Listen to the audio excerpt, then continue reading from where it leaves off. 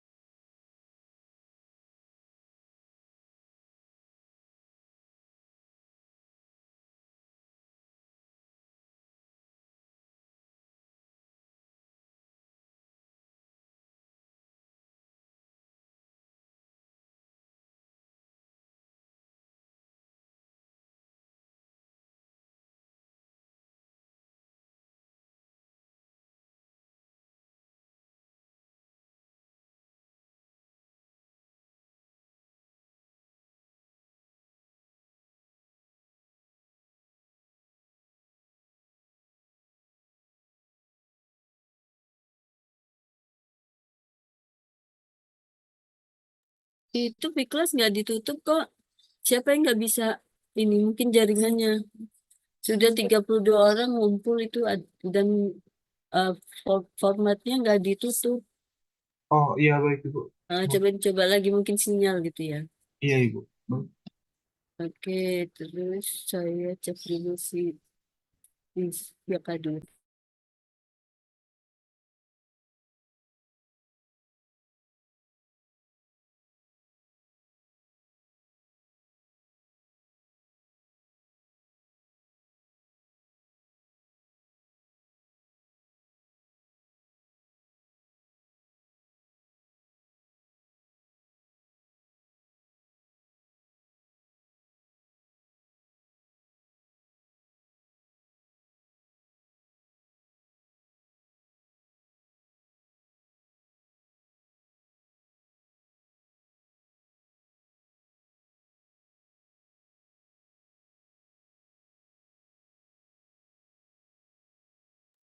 Maaf Ibu, untuk catatan individu yang dikumpul jam 5 sore nanti, untuk penulisannya bagaimana Ibu?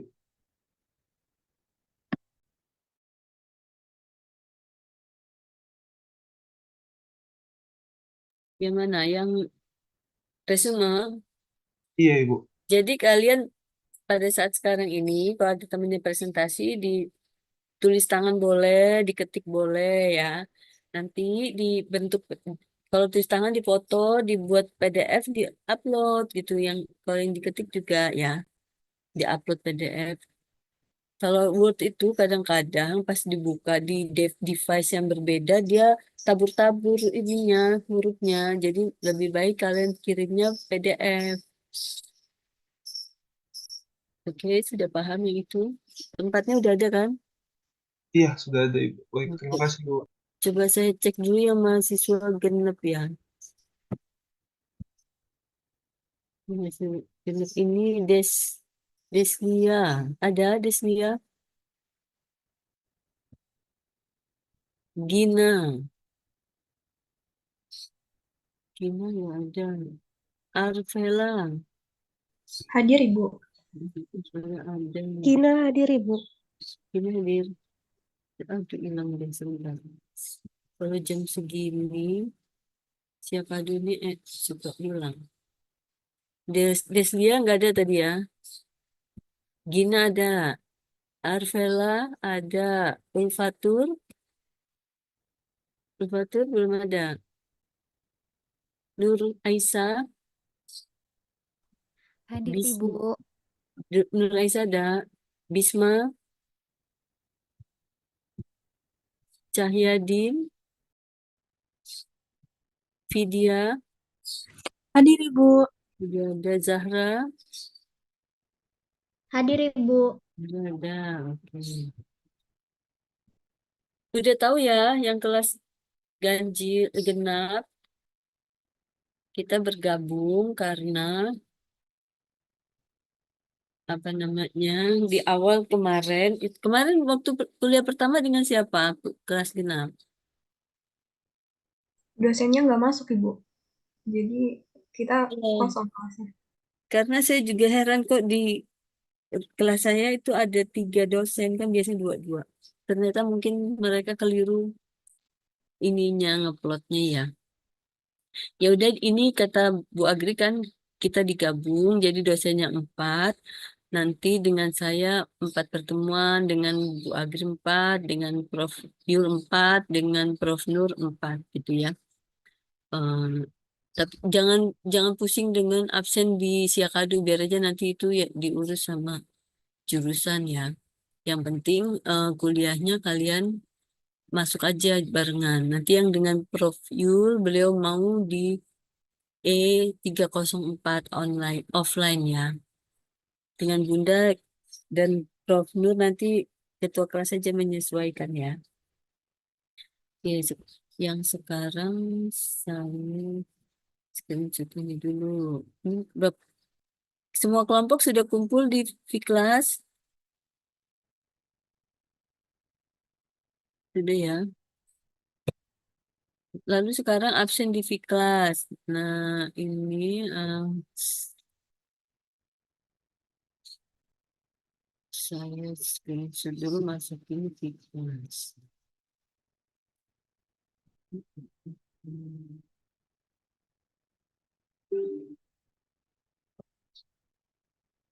Nah,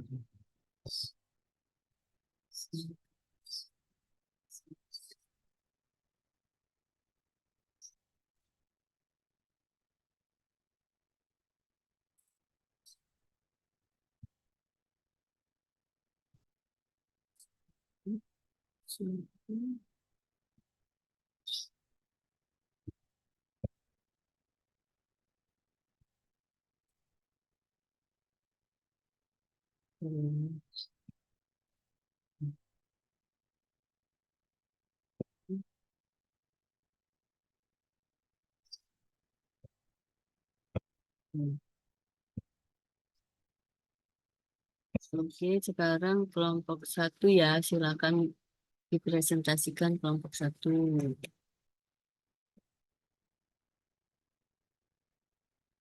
Nanti pas nama kelompok jangan buru-buru ya, biar saya ini dulu. Saya screenshot. Oke, silakan kelompok 1.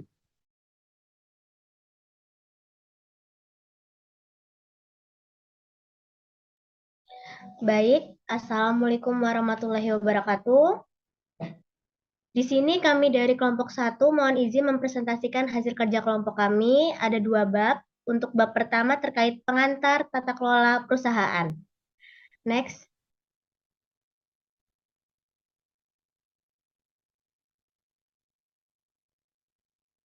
Untuk anggota kelompok 1, yang pertama ada saya sendiri sebagai moderator, Zahra Safa Arditya dengan NPM 117, Yurike Ayu Utami dengan NPM 116, Vini Alvinadia dengan NPM 115, Gebrilia Parela dengan NPM 114, Lorenta dengan NPM 120, Meisha dengan NPM 121, dan Rasti dengan NPM 2211031019.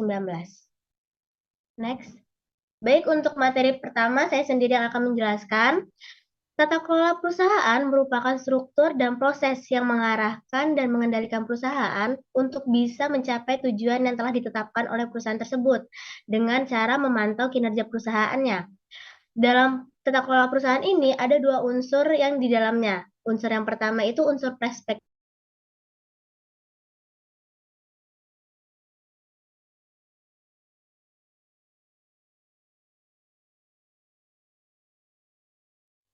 Di tempat saya Tiga, suara semua. yang ya. Putus-putus di tempat saya suaranya. Oke, silakan lanjut. Baik, Ibu. Yang ketiga ada semua pihak terlibat dalam pengarahan dan pengendalian perusahaan. Dan keempat, tata kelola perusahaan dalam mendistribusikan hak dan tanggung jawab. Untuk unsur yang kedua yaitu perspektif eksternal yang berasal dari luar perusahaan, yaitu hubungan antara perusahaan dan pemangku kepentingan, baik itu melalui undang-undang, kontrak, hubungan sosial, maupun geografis. Next. Baik, selanjutnya dalam tata kelola ini adanya prinsip OECD tentang tata kelola perusahaan sebagai acuan tata kelola perusahaan yang berfokus pada perusahaan publik, baik itu keuangan maupun non-keuangan, yang memberikan tolak ukur untuk meningkatkan praktik tata kelola perusahaan. Kerangka tata kelola perusahaan OECD ini dibangun berdasarkan 4 inti, yaitu kewajaran, tanggung jawab, transparansi, dan akuntabilitas. Di sini ada perbedaan antara tata kelola perusahaan dengan manajemen perusahaan. Bisa dilihat bahwa tata kelola perusahaan itu meliputi akuntabilitas dan pengawasan, yang dimana itu berfokus pada struktur dan proses perusahaan untuk memastikan bahwa perilaku perusahaan itu adil, bertanggung jawab, transparan, dan dapat dipertanggungjawabkan. Untuk yang manajemen perusahaan itu meliputi manajemen eksekutif, keputusan dan pengendalian, dan manajemen operasional, yang dimana manajemen perusahaan ini berfokus pada alat yang diperlukan untuk operasi bisnis tersebut. Dan di tengahnya ada strategi manajemen, yang dimana ditangani oleh manajemen perusahaan dan mencangkup pertimbangan dari tata kelola perusahaan tersebut. Next. Untuk materi selanjutnya saya serahkan kepada yang bertugas. Baik, selanjutnya yaitu kasus bisnis tata kelola perusahaan. Tata kelola perusahaan yang baik mendorong pertumbuhan bisnis berkelanjutan dengan memfasilitasi akses modal dan melindungi hak pemegang saham serta pemangku kepentingan.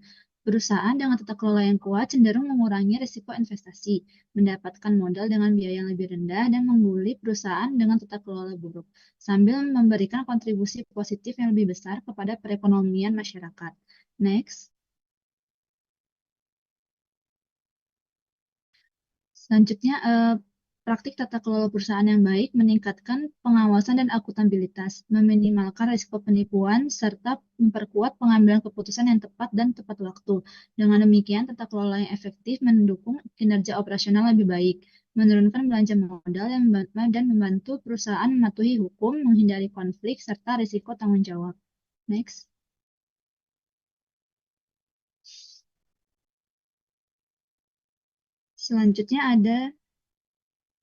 Selanjutnya ada akses terhadap pasar modal, yaitu praktik tata kelola perusahaan yang baik meningkatkan akses terhadap modal dengan membangun kepercayaan investor pada kemampuan perusahaan untuk menghasilkan keuntungan dan melindungi hak pemegang saham.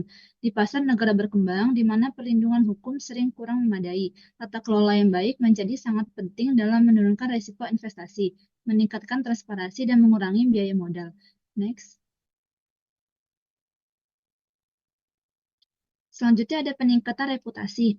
Dalam bisnis modern, reputasi perusahaan menjadi aset tak berwujud yang penting, dan praktik tata kelola yang baik berperan besar dalam membangun dan meningkatkan reputasi tersebut. Meskipun memerlukan biaya dan upaya yang signifikan, terutama bagi perusahaan besar yang terdaftar di bursa, praktik tata kelola yang baik membawa manfaat jangka panjang, seperti peningkatan kepercayaan publik dan penilaian perusahaan. Meski efeknya mungkin tidak langsung terlihat, manfaat dari tata kelola yang baik biasanya melebihi biaya, terutama dalam mencegah risiko besar seperti kebangkrutan dan ketidakstabilan pasar. Selanjutnya akan sampaikan oleh rekan saya. Selanjutnya yaitu tentang ciri-ciri tata kelola perusahaan di Indonesia. Ada 5 ciri-ciri khusus yang menjadi ciri sektor koperasi Indonesia. Yang pertama, peran badan usaha milik negara. Dalam 20 tahun terakhir, Indonesia telah memprivatisasi beberapa BUMN melalui penawaran umum dan aliansi strategis. Namun, banyak sektor penting seperti perbankan, listrik, pertambangan, minyak, dan gas, serta telekomunikasi masih didominasi oleh negara. Di banyak BUMN, negara tetap memiliki mayoritas saham sebesar 51% dan mengendalikan perusahaan melalui RUPS serta hak untuk menunjuk komisaris dan atau direktur. Yang kedua adalah kepemilikan terkonsentrasi. Banyak perusahaan di Indonesia bermula dari perusahaan swasta kecil dengan kepemilikan terkonsentrasi pada suatu pemegang saham pengendali atau kelompok kecil. Meskipun perusahaan-perusahaan ini telah berkembang, Tantangan seperti mengelola konflik keluarga, menentukan suksesi, dan memperluas Dewan Komisaris dengan anggota independen tetap ada. Jika tantangan ini tidak diatasi, perusahaan akan kesulitan menarik modal tambahan. Struktur kepemilikan yang terkonsentrasi dan lemahnya perlindungan bagi pemegang saham eksternal telah menghambat pasar modal. Meskipun ada tren menuju penawaran umum dan kepemilikan saham yang lebih tersebar, masih belum jelas apakah pemegang saham mayoritas akan bersedia mengurangi kepemilikan mereka. Yang ketiga, ada sedikit pemisahan kepemilikan dan kendali. Sebagian besar pemegang saham pengendali di Indonesia sering memegang posisi penting di Dewan Komisaris dan Direksi, meskipun aturan melarang rangkap jabatan. Perusahaan yang memisahkan kepemilikan dan kendali seringkali hanya melakukannya secara formal. Kegagalan memisahkan kepemilikan dan pengendalian ini menyebabkan lemahnya akuntabilitas, penyalahgunaan transaksi pihak terkait, dan kurangnya keterbukaan informasi, karena pemegang saham mayoritas cenderung mengawasi diri mereka sendiri tanpa motivasi untuk mengungkapkan informasi kepada pihak luar atau pemegang saham minoritas. Yang keempat, struktur penahan yang berat. Beberapa kelompok usaha besar, termasuk BUMN, dibentuk sebagai perusahaan induk yang mengendalikan anak perusahaan. Meskipun struktur ini bisa memiliki tujuan yang sah, kepemilikan silang dan kurangnya transparansi sering menciptakan struktur kepemilikan yang tidak jelas, yang dapat merugikan pemegang saham minoritas. Selain itu, catatan akuntansi yang buruk atau tidak lengkap menambah masalah tata kelola perusahaan. Yang kelima, badan korporasi yang tidak berpengalaman. Indonesia mulai memperkenalkan konsep Dewan Komisaris dan Direksi dalam ICL tahun 1995 dan Undang-Undang BUMN tahun 2003. Tetapi konsep-konsep ini baru diterapkan secara serius belakangan ini, ketika perusahaan mulai menyusun anggaran dasar yang mematuhi hukum. Meskipun begitu, masih sering terjadi bahwa direksi mencoba mengabaikan mekanisme pengawasan seperti Dewan Komisaris dan membatasi kontak dengan pemegang saham pengendali. Peran Dewan Komisaris, Direksi, dan Sekretaris Perusahaan dalam operasional sehari-hari sering tidak jelas, dengan anggota yang kurang berpengalaman dan kurang sadar akan tanggung jawab mereka. Kurangnya pengalaman dan kemandirian dalam tata kelola perusahaan menjadi hambatan bagi pembangunan ekonomi, dan badan koperasi yang kuat serta independen masih jarang ditemukan di Indonesia. Next. Kerangka hukum dan peraturan. Peraturan perusahaan pertama kali muncul dalam bab 3 Kitab Undang-Undang Hukum Dagang atau KUHD Indonesia pada tahun 1848. Penanaman modal asing baru diatur secara resmi pada tahun 1967 dengan diberlakukannya UU Penanaman Modal Asing yang pertama. UU ini memperkenalkan konsep korporatisasi ke dalam Indonesia. Undang-undang komprehensif pertama untuk perusahaan dalam negeri disetujui pada tahun 1998, yaitu UU nomor 6 tahun 1998 tentang penanaman modal dan dalam negeri. Pada tahun 1995, DPR mengesahkan revisi pertama UU Perseroan Terbatas, yaitu UU nomor 1 tahun 1995 tentang perseroan terbatas yang juga dikenal sebagai UU Perseroan Terbatas atau ICL. Pada tahun 2007, DPR memperbaharui ICL dan UU Penanaman Modal yang menggantikan UU nomor 1 tahun 1967 dengan tentang penanaman modal asing sebelumnya. Peraturan harus merujuk pada panduan dan meninjau UU serta peraturan lain yang relevan. Jika ada ketidakkonsistenan, mereka harus mendapatkan nasihat hukum yang tepat dari bagian hukum internal, nasihat eksternal, atau badan pengatur. Regulator Indonesia mendorong semua perusahaan untuk mematuhi peraturan tata kelola yang dikeluarkan OJK, meskipun hanya wajib bagi perusahaan publik yang tercatat. Next. Kerangka kelembagaan. Institusi yang memiliki setidaknya satu kegiatan inti yang berfokus pada tata kelola perusahaan adalah sebagai berikut. Untuk pusat arbitrase, ada Pusat Arbitrase BANI. Institusi sektor publik terdiri dari Bappenas, BI, Kadin Indonesia, KPK, OJK, Pemerintah Indonesia, BEI, Kemenkeu, Kemenkumham, KNKG, Polri, dan DPR.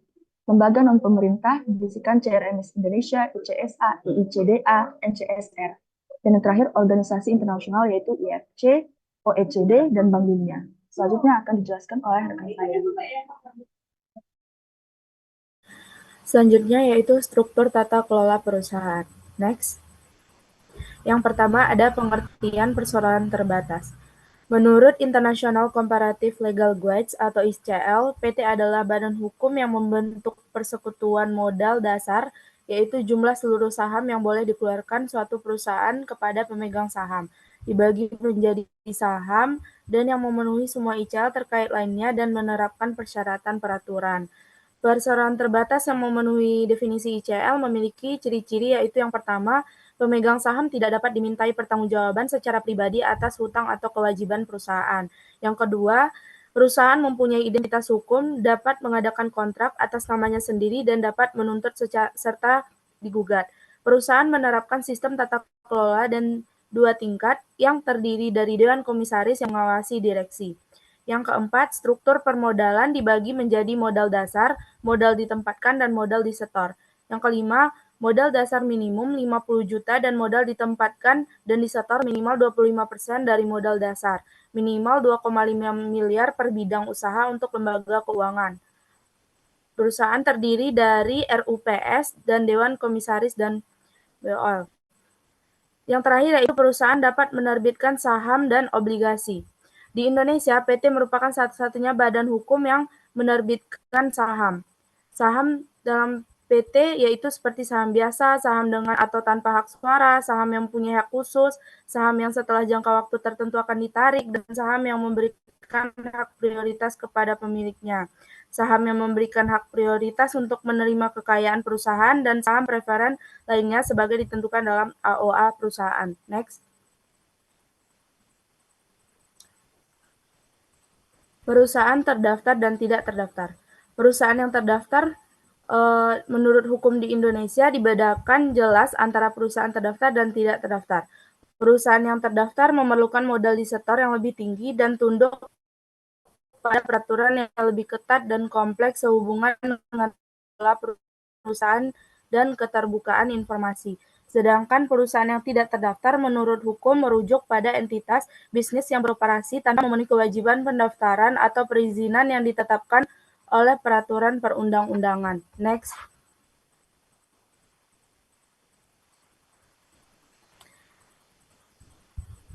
Kelebihan dan kekurangan dari perusahaan terdaftar. Yang pertama yaitu kelebihannya ada akses terhadap investor. Maksudnya di sini yaitu perusahaan yang terdaftar memiliki peluang lebih besar untuk menarik investasi dari bebasan melakukan pengalihan saham. Saham dapat dialihkan tanpa persetujuan pemegang saham lain, perusahaan atau manajemennya, serta selama pengalihan tersebut memenuhi persyaratan hukum. Batasan risiko dan pemegang saham. Risiko yang ditanggung pemegang saham terbatas pada nilai investasinya, dan yang terakhir ada diversifikasi risiko, yaitu struktur perusahaan publik menyebarkan dampak risiko ke sejumlah besar pemegang saham. Next. Kekurangannya yaitu dalam menawarkan saham, kepatuhan terhadap peraturan sekuritas, banyak undang-undang dan peraturan sekuritas yang berlaku bagi perusahaan terdaftar dan tidak diwajibkan bagi entitas swasta. Yang kedua ada struktur organisasi yang kompleks, yaitu selain RUPS, Dewan Komisaris dan Direksi, perusahaan terdaftar diharuskan membentuk komite pendukung seperti komite audit yang beroperasi di bawah Dewan Komisaris. Yang ketiga yaitu kepatuhan terhadap kewajiban pengungkapan dan peraturan lainnya. Itu perusahaan publik harus menjaga transparansi melalui pengungkapan semua peristiwa yang penting bagi hukum dan keuangan perusahaan secara tepat waktu, akurat, dan lengkap. Saham yang diterbitkan dengan benar. Kesediaan pemegang saham untuk berinvestasi. Perusahaan harus mampu menarik pemegang saham yang bersedia menerima risiko berinvestasi dan menjaga hubungan baik dengan investor serta saham yang beredar. Manajemen profesional. Pemisahan kepemilikan dan kendali memungkinkan investor, perusahaan, atau pemegang saham untuk mempekerjakan direksi profesional yang mencurahkan upaya dan menampilkan keterampilan mereka untuk manajemen perusahaan. Dan yang terakhir, persyaratan modal dasar minimum yang lebih tinggi, yaitu perusahaan yang terdaftar harus memiliki modal dasar minimal 3 miliar dibandingkan dengan 50 juta untuk perusahaan swasta. Selanjutnya akan dijelaskan oleh rekan saya. Selanjutnya RUPS. RUPS atau Rapat Umum Pemegang Saham dalam sebuah perseroan terbatas merupakan organ perseroan yang mempunyai kewenangan pengambilan keputusan melebihi kewenangan yang diberikan kepada Dewan Komisaris dan Direksi, sebagaimana ditentukan oleh ICL atau Anggaran Dasar Perseroan. Nah, setiap pemegang saham ini bisa memiliki hak untuk ikut serta dalam RUPS dan suara yang mereka miliki itu dihitung berdasarkan jumlah saham yang mereka miliki. Dalam RUPS, keputusan mengenai pembagian keuntungan dan kerugian juga diambil, termasuk keputusan tentang pembagian dividen kepada para pemegang saham. Next. Dewan Komisaris. Dewan Komisaris mempunyai peran penting dalam kerangka tata kelola perusahaan di Indonesia. Dewan Komisaris bertanggung jawab untuk mengawasi dan memberikan nasihat kepada direksi dalam rangka mencapai kepentingan dan tujuan perusahaan. Peran Dewan Komisaris yang pertama, mengawasi pelaksanaan kebijakan dan operasional perusahaan yang dilakukan oleh direksi. Yang kedua, memberikan nasihat dan masukan strategis kepada direksi.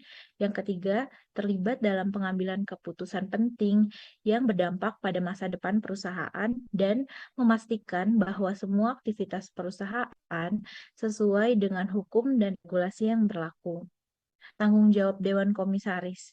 Yang pertama, bertindak demi kepentingan terbaik pemegang saham dan pemangku kepentingan lainnya. Kemudian, memastikan direksi menjalankan operasional perusahaan sesuai dengan kebijakan dan strategi yang telah ditetapkan.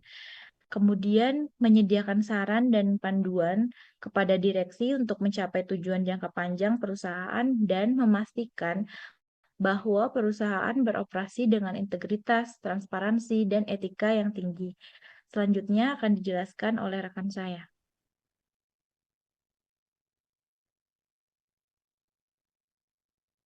Baik, selanjutnya ada Dewan Direksi. Dewan Direksi memiliki tanggung jawab utama untuk memastikan penerapan tata kelola perusahaan yang baik. Mereka harus memastikan bahwa perusahaan beroperasi sesuai dengan prinsip-prinsip transparansi, akuntabilitas, responsibilitas, independensi, dan kesetaraan serta kewajaran. Adapun peran Dewan Direksi yang pertama yaitu merumuskan dan menetapkan visi, misi, dan strategi perusahaan untuk jangka panjang. Yang kedua, mengawasi manajemen eksekutif untuk memastikan perusahaan dijalankan sesuai kebijakan dan mematuhi hukum yang berlaku. Dan yang ketiga yaitu membuat keputusan-keputusan penting yang mempengaruhi arah dan keberlanjutan perusahaan. Dan yang terakhir yaitu memastikan bahwa keputusan dan tindakan perusahaan selalu berorientasi pada kepentingan terbaik dari para pemegang saham. Adapun tanggung jawab Dewan Direksi yaitu yang pertama membuat keputusan yang mengutamakan kepentingan perusahaan di atas kepentingan pribadi mereka. Yang kedua, memastikan bahwa perusahaan mempraktikkan transparansi dalam operasional dan pelaporan keuangannya. Yang ketiga yaitu memastikan bahwa perusahaan mematuhi semua hukum dan regulasi yang berlaku. Dan yang terakhir yaitu mengidentifikasi, mengevaluasi, dan mengolah resiko yang dapat mempengaruhi kinerja dan keberlanjutan perusahaan. Kemudian selanjutnya ada Komite Dewan. Komite Dewan ini merupakan subkomite dari Dewan Direksi yang dibentuk untuk menangani fungsi-fungsi spesifik yang membutuhkan perhatian lebih mendalam. Nah, komite ini membantu Dewan Direksi dalam melaksanakan tugas-tugasnya dengan lebih efektif dan efisien. Adapun tanggung jawab Komite Dewan yaitu yang pertama, memberikan rekomendasi dan laporan kepada Dewan Direksi terkait isu-isu yang berada dalam lingkup tanggung jawabnya. Yang kedua, melakukan pengawasan lebih rinci di bidang tertentu seperti audit, risiko, dan remunerasi. Dan yang terakhir yaitu memastikan bahwa perusahaan mematuhi semua regulasi yang terkait dengan bidang tanggung jawabnya. Kemudian selanjutnya akan dijelaskan oleh rekan saya. Baik, yang selanjutnya yaitu struktur tata kelola perusahaan, salah satunya yaitu sekretaris. Jadi di sini sekretaris berperan sebagai penghubung antara perseroan dengan pihak eksternal. Kemudian sekretaris perusahaan juga bukan sekedar posisi administratif, melainkan sebagai jembatan penghubung antara perusahaan dan berbagai pihak eksternal seperti regulator, pemegang saham, dan masyarakat luas. Menurut peraturan OJK nomor 35 tahun 2014, sekretaris perusahaan itu setiap perusahaan publik diwajibkan untuk memiliki sekretaris perusahaan yang dapat berwujud sebagai individu atau unit kerja tersendiri. Peran ini tidak hanya untuk memenuhi regulasi, namun juga untuk memastikan bahwa perusahaan menjalankan tata kelolanya dengan baik dan secara konsisten. Dan di sebuah kasus dibayangkan bahwa dan dicontohkan jika ada perubahan regulasi pasar modal, sekretaris perusahaan yang aktif memantau perkembangan perkembangan antara membantu perusahaan untuk menghindari sanksi dan menjaga reputasi. Selain itu juga, sekretaris berfungsi sebagai liaison officer yang menjaga komunikasi efektif dengan pihak eksternal dan mengelola dokumen serta administratif penting. Next.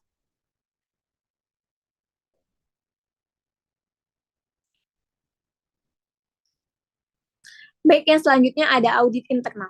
Audit internal merupakan elemen kunci dalam corporate governance yang fokusnya terhadap pemeriksaan mendalam terhadap laporan keuangan dan kepatuhan perusahaan, terhadap kebijakan dan peraturan. Tujuan utamanya adalah memastikan semua sistem dan prosedur itu berjalan dengan baik, sehingga anggota organisasi itu dapat menjalankan tanggung jawabnya secara efektif. Dan peran auditor internal itu mereka memastikan bahwa prinsip-prinsip corporate governance diterapkan secara efektif, kemudian menyediakan data akurat untuk pengambilan keputusan strategis, dan merancang dan memantau pengendalian internal untuk mencegah kesalahan dan penipuan, serta memastikan sistem audit berfungsi dengan baik untuk menjaga transparansi laporan keuangan. Sedangkan tugas utamanya yaitu memeriksa sistem akuntansi untuk memastikan kepatuhan terhadap standar, misalnya dengan menilai apakah kontrol transaksi berfungsi dengan baik dan mengidentifikasi, kemudian memperbaiki masalah operasional seperti keterlambatan pengiriman produk, serta memastikan kepatuhan hukum dan melakukan investigasi jika ada indikasi penipuan. Next. Selanjutnya ada audit eksternal. Jadi audit eksternal merupakan dilakukan oleh pihak independen untuk mengevaluasi laporan keuangan perusahaan. Tujuannya adalah memastikan laporan tersebut itu akurat dan mencerminkan kondisi keuangan yang sebenarnya. Audit eksternal memiliki tugas dan peran dan serta fungsi, yaitu menyediakan pandangan objektif tentang kebenaran dan kewajaran laporan keuangan, serta memeriksa efektivitas sistem pengendalian internal perusahaan, kemudian mengidentifikasi resiko dan memastikan transparansi, kemudian yang terakhir menjamin laporan keuangan bebas dari pengaruh kepentingan tertentu. Baik, selanjutnya saya akan serahkan kepada moderator. Baik, terima kasih. Mungkin itu presentasi dari kelompok kami. Maaf Ibu, apakah ini membuka sesi tanya jawab?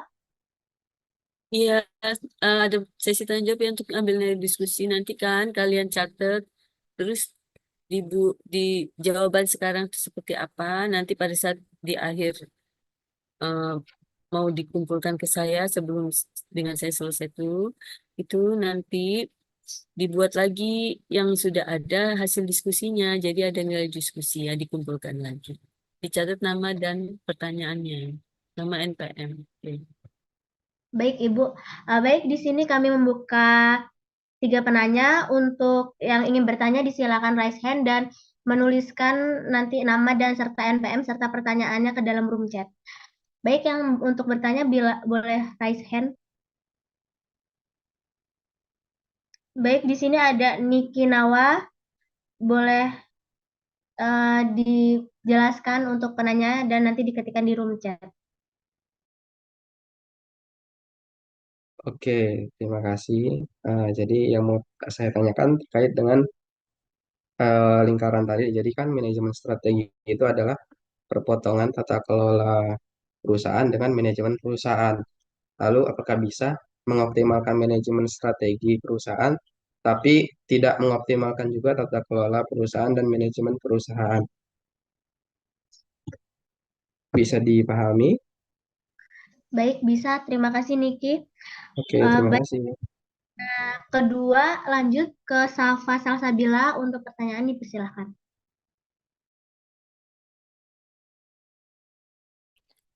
Oke, baik.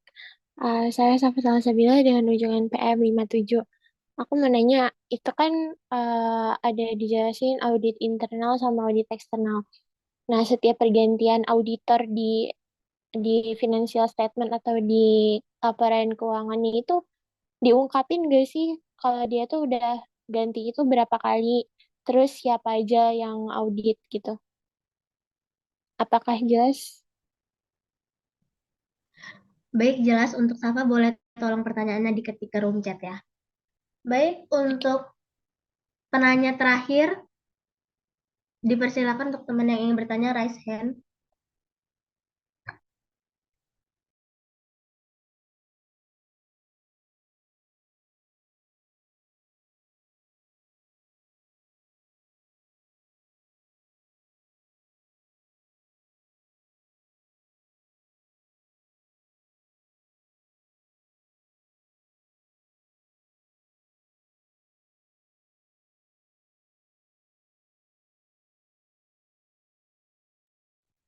Baik, untuk teman-teman yang ingin bertanya, dipersilakan satu penanya lagi untuk raise hand. Dan di sini kami sudah tampung 2 pertanyaan dari Niki dan Salsabila.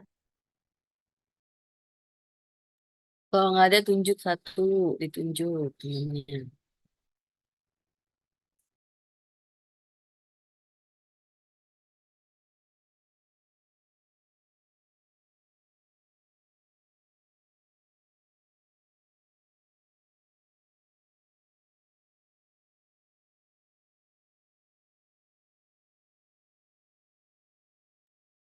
Baik, untuk penanya ketiga saya tunjuk Muhammad Kelvin Andika. Silakan mengajukan pertanyaan.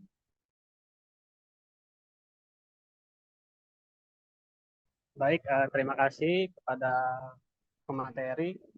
Izinkan saya bertanya, apakah ada batasan antara tata kelola perusahaan dengan tata kelola manajemen perusahaan? Apakah itu ada batasan dan sejauh mana batasan antara tata kelola dengan manajemen perusahaan? Mungkin itu saja. Terima kasih. Baik, Kelvin, terima kasih. Boleh tolong pertanyaannya di send ke room chat. Terima kasih.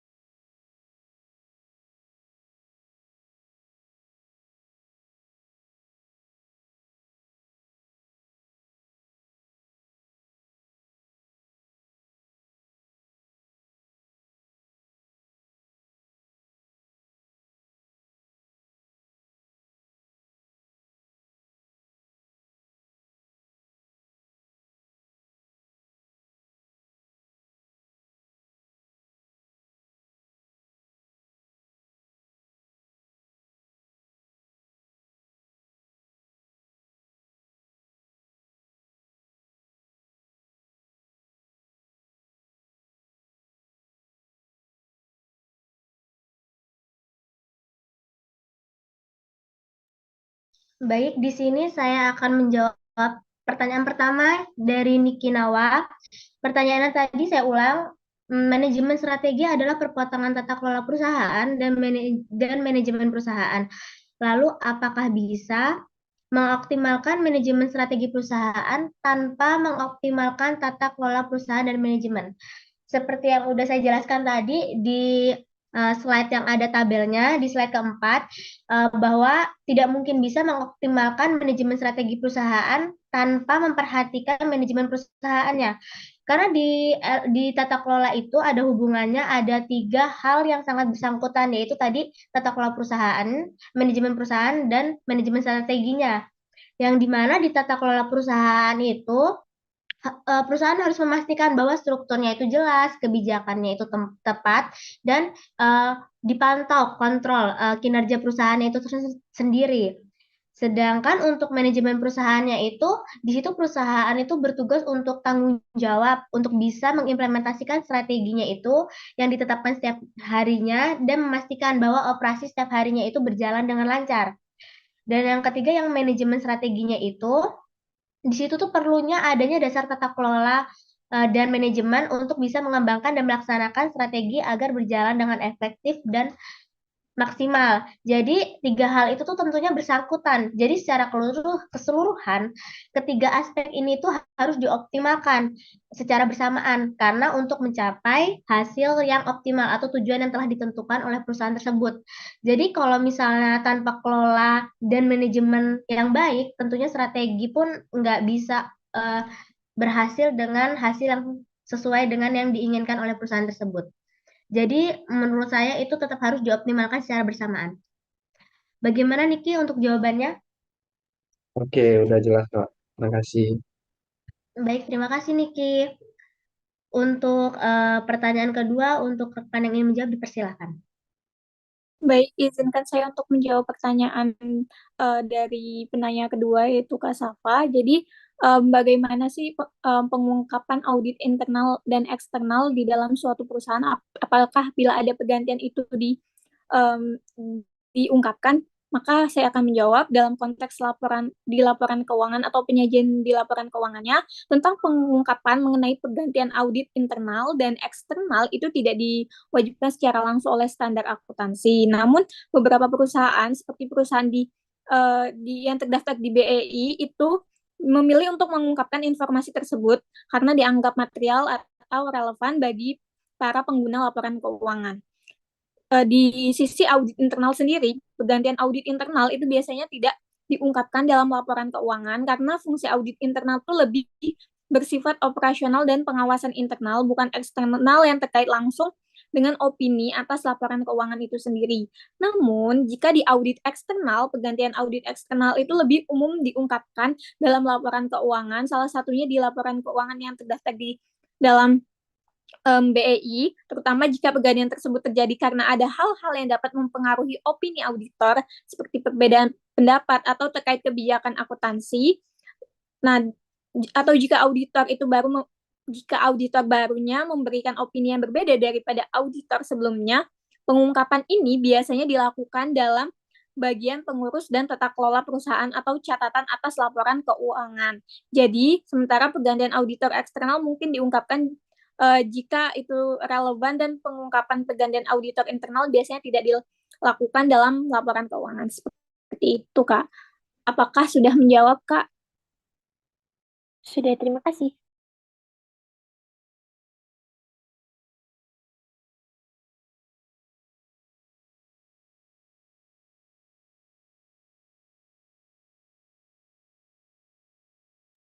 Baik, untuk pertanyaan terakhir yang dari Kelvin, untuk rekan yang ingin menjawab pertanyaan Kelvin, dipersilahkan.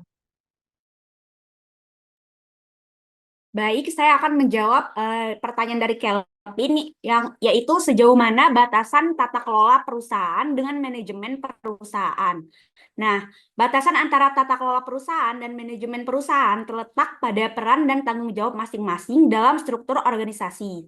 Tata kelola perusahaan menetapkan kebijakan, aturan, dan struktur yang memastikan transparansi, akuntabilitas, dan perlindungan hak pemangku kepentingan. Nah, ini mencakup pengawasan yang dilakukan oleh Dewan Direksi dan komite-komite terkait untuk memastikan bahwa manajemen perusahaan bertindak sesuai dengan prinsip-prinsip tersebut. Namun di sisi lain, manajemen perusahaan bertanggung jawab untuk merencanakan, mengimplementasikan, dan mengendalikan operasional sehari-hari perusahaan untuk mencapai tujuan yang telah ditetapkan oleh tata kelola. Nah, dengan demikian, tata kelola perusahaan berfungsi sebagai kerangka kerja yang mengarah dan mengawasi, sedangkan manajemen melakukan eksekusi dan pengelolaan operasional berdasarkan kerangka yang telah ditetapkan tersebut. Nah, batasan ini tuh penting untuk memastikan bahwa ada pembagian wewenang dan tanggung jawab yang jelas, serta mencegah konflik kepentingan yang dapat mempengaruhi kinerja dan integritas perusahaan. Gimana, Kelvin? Apakah... Baik, sudah cukup. Terima kasih. Baik, terima kasih untuk antusiasnya dan untuk teman-teman yang sudah menjawab. Kurang lebihnya saya mohon maaf. Kami tutup. Wassalamualaikum warahmatullahi wabarakatuh dan saya serahkan kepada Ibu. Waalaikumsalam warahmatullahi. Coba siapa nih Zahra cari lagu Bento di putar lagu Bento ya supaya ini kita bisa nyanyi sama-sama ya. Siapa yang ada kalau kelompok satu nggak bisa ini supaya bisa ditayangin itu.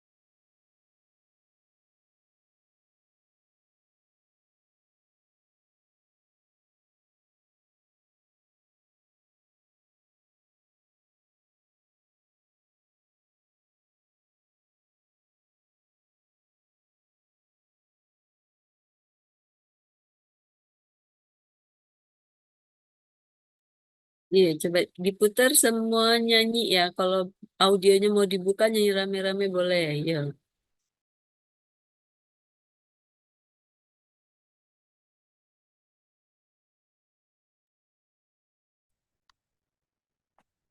Kalau nggak nyanyi nanti nggak bisa meresapi kuliah ini.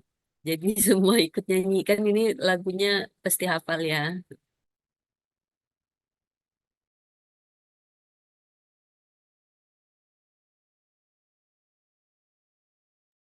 Nggak ada suaranya ya, Bu?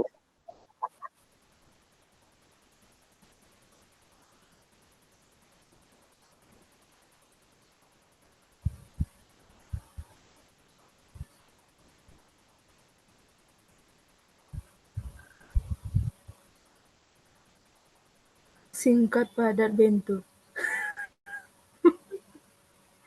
Supaya nggak korupsi, Ran. Gimana?